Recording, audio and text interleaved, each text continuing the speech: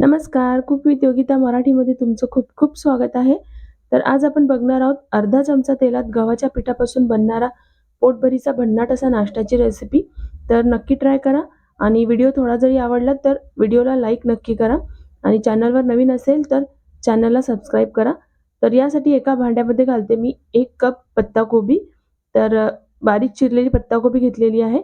यासोबत अर्धा वाटी मी किसलेला गाजर घालते. यासोबतच आपण यामध्ये अर्धा चमचा मीठ सुद्धा घालून घेऊया आणि आता आपण एकदा याला मिक्स करून घेऊया. आपल्याला हे मिक्स करून 10 मिनिटं असंच ठेवायचं आहे, जेणेकरून याच्यामध्ये जे पाणी असतं ते सगळं निघेल.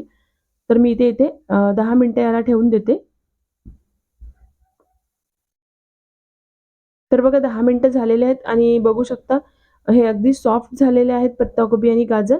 तर आपण याला एका कपड्यामध्ये किंवा एखाद्या रुमालमध्ये टाकून घेऊया, जेणेकरून आपण याचं सगळं पाणी जे आहे ते काढू शकू. तर मी इथे याच्यामध्ये टाकून घेते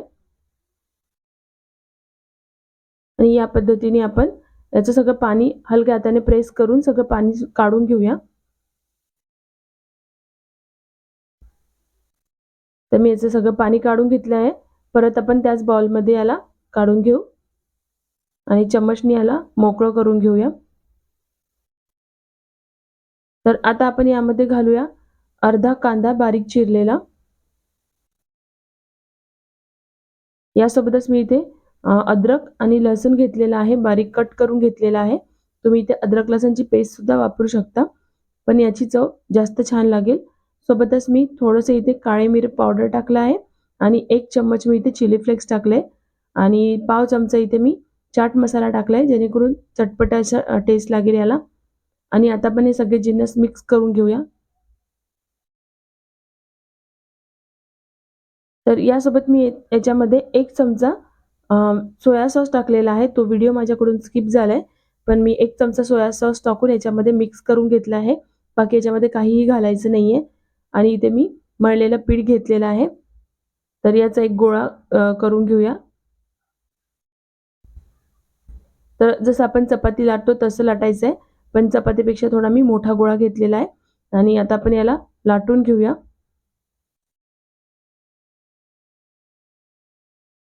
तर बघू शकता या पद्धतीने मी ते लाटून घेतलेलं आहे. आता आपण याच्या दोन्ही साइडनी कट करून घेऊ. म्हणजे आपल्याला याचा स्क्वेअर काढायचा आहे. तर चारी बाजूनी या पद्धतीने कट करून घ्यायचे आणि आता आपण याचे 4 भाग करून घेऊया. तर या पद्धतीने आपल्याला याचे स्क्वेअर करून घ्यायचे आहेत आणि आता याला मी थोडंसं इथे केचप लावलेलं आहे. तुम्ही कुठलीही चटणी लावू शकता. हिरवी चटणी किंवा शेजवान सॉस वगैरे काही सुद्धा लावू शकता, जे तुम्हाला आवडत असेल. आणि याच्यामध्ये मी ते आपण जे बनवलेलं स्टफिंग आहे पत्ताकोबी आणि गाजरचं, ते याच्यामध्ये टाकलेलं आहे आणि या पद्धतीने याला पॅक करून घ्यायचंय. तर बघू शकता या पद्धतीने मी ते पॅक करून घेतलेलं आहे. परत एकदा मी एक बनवून दाखवते तुम्हाला. तर याची चव आपण जे मोमोज खातो अगदी तशी लागते. तर नक्की ट्राय करून बघा. हेल्दी आहे कारण गव्हाच्या पिठापासून बनवलेला आहे. तर आपण याला परत या पद्धतीने पॅक करून घेतलेला आहे. व्हिडिओ थोडा जरी आवडला असेल तर व्हिडिओला लाईक नक्की करा आणि चॅनलवर नवीन असाल तर चॅनलला सबस्क्राईब करा. तर या पद्धतीने मी ते सगळे असे बनवून घेते. आता मी इथे एक चाळण घेतलेली आहे आणि यामध्ये मी अगदी थोडंसं तेल लावून घेतलेलं आहे आणि या पद्धतीने आपण याच्यामध्ये ठेवून घेऊया. तर चाळणमध्ये जेवढे बसतील तेवढेच ठेवायचे आहे. नाहीतर चिकटू शकते, एकावर एक ठेवायचे नाहीयेत. तर या पद्धतीने मी ठेवून घेतले आहे. दुसरीकडे मी एका पॅनमध्ये थोडं पाणी गरम करून घेतलं आहे. यामध्ये आपण या पद्धतीचा कुठला रिंग किंवा प्लेट सुद्धा ठेवू शकता आणि आता आपण ही चाळण ठेवून घेऊया याच्यामध्ये आणि याला कव्हर करून याला वाफवून घेऊया. 8 ते 10 मिनिटं. तर 8 ते 10 मिनिटं झालेले आहेत. आपण याला चेक करून घेऊया. तर बघू शकता मस्त असा कलर आलेला आहे याला आणि खायला अगदी मस्त लागतंय. आपण याला थंड करून घेऊया आधी. तर इथे मी ते थंड करून घेतलेलं आहे. तर तुम्ही याला 3 पद्धतीने खाऊ शकता. म्हणजे असंच खाऊ शकता कारण आपण याला छान वाफवून घेतलेलं आहे. म्हणजे छान शिजलेलं आहे आणि सोबतच तुम्ही याच्यात 2 चम्मच तेल टाकून तडका बनवू शकता. लसूण आणि थोडी मिरची, कढीपत्ता टाकून त्याचा तडका याच्यावर टाकून घ्यायचा आहे. नाहीतर मग तिसरी पद्धत आहे जी मी बनवणार आहे, कारण मुलांना ती जास्त आवडते. तर एका बाउलमध्ये मी घेतलं आहे कणकेचं पीठ. सोबतच यामध्ये आपण थोडंसं चिली फ्लेक्स टाकून घेऊया.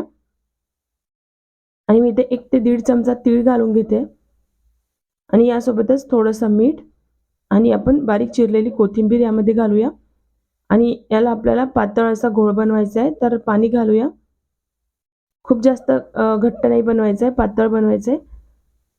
तर बघू शकता या पद्धतीने मी इथे बनवून घेतलेलं आहे.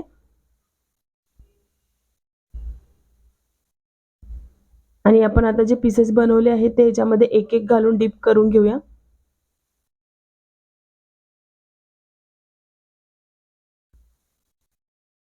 आणि याला आता आपण फ्राय करून घेऊ. तर मी एका पॅनमध्ये तेल ठेवलंय गरम गरम करायला आणि त्यामध्ये आपण हे सगळे पीसेस या पद्धतीने टाकून घेऊया. आणि अलटून-पलटून मस्त असं क्रिस्पी होतपर्यंत याला फ्राय करून घ्यायचं आहे. या पद्धतीने याची चव खूप चांगली लागेल. पण जर तुम्हाला तेलाचं नाही खायचं आहे, तर तुम्ही इथे 1 चमचा तेलामध्ये सुद्धा तडका बनवू शकता. तडका बनवून त्यामध्ये टाकायचं आहे. खायला अगदी छान लागतंय. तर ही रेसिपी एकदा नक्की ट्राय करून बघा आणि रेसिपी कशी वाटली तुम्ही मला कमेंट बॉक्समध्ये नक्की कळवा. आणि थोडी जरी आवडली असेल तर व्हिडिओला लाईक आणि चॅनलला सबस्क्राईब करा. तर बघू शकता मी इथे मस्त असं याला फ्राय करून घेतलेलं आहे. तर आता आपण याला काढून घेऊया एका प्लेटमध्ये. वरून मस्त क्रिस्पी लागतं हे या पद्धतीने बनवलं तर. आणि मुलांना या पद्धतीने जास्त आवडतं म्हणून मी असं बनवलेलं आहे.